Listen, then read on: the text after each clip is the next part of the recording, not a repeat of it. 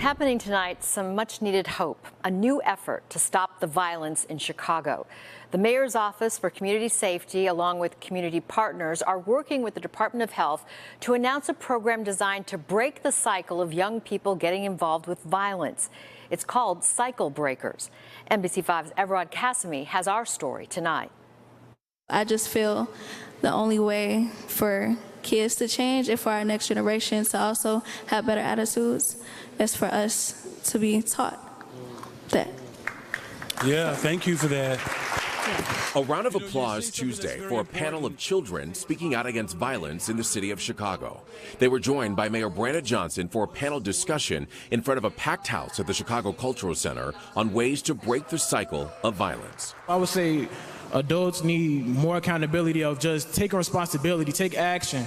And kids, to break the cycle of violence, we just need to think before we act. That's what my mom always used to say, just think before you act. Every action has a consequence. This is all part of a new youth safety initiative in Chicago called Cycle Breakers, designed to disrupt cycles of violence.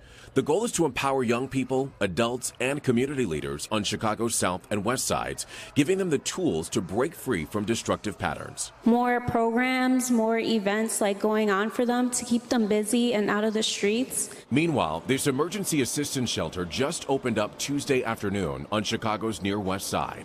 Located at Fosco Park and run by the Chicago Police Department, the shelter will provide emergency assistance, including mental health services, to victims of violence in the city free of charge. And really to help those people who suffer beyond arresting the criminal, we want to make sure those families and those individuals recover the best that we can.